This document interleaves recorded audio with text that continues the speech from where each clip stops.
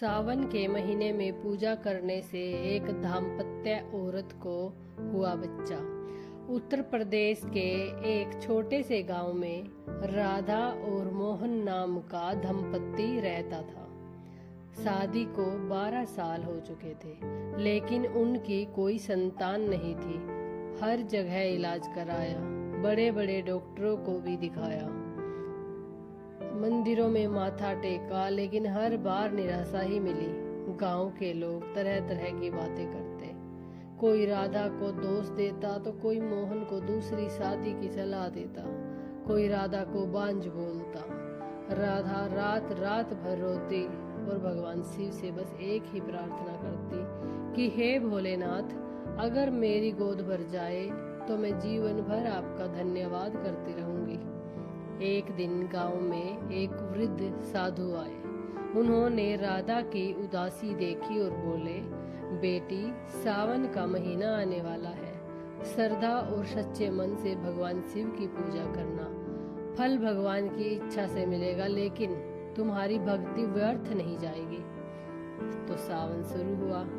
राधा और मोहन ने हर सोमवार व्रत रखा। रोज सुबह स्नान करके शिवलिंग पर जल, दूध और बेलपत्र चढ़ाए। ओम नमः शिवाय का 108 बार जप करते और शाम को प्रदोष काल में दीपक जलाकर आरती करते।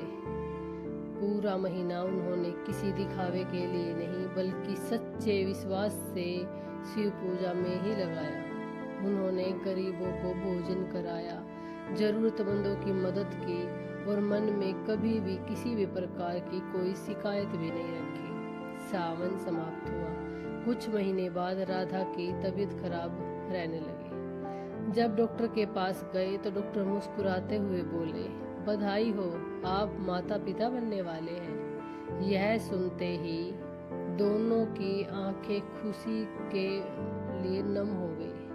उन्होंने सबसे पहले शिव मंदिर जाकर भगवान भोलेनाथ का धन्यवाद किया। समय बीता और राधा ने एक स्वस्थ बेटे को जन्म दिया।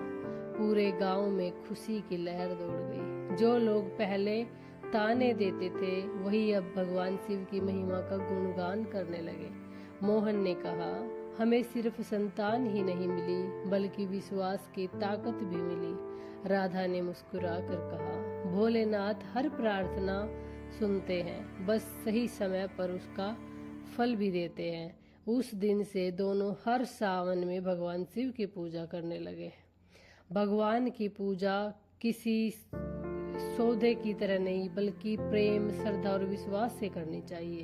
फल कब और कैसे मिलेगा, यह भगवान की इच्छा पर निर्भर करता है। समापन संदेश यही है, सावन का महीना भगवान शिव को बहुत प्रिय है।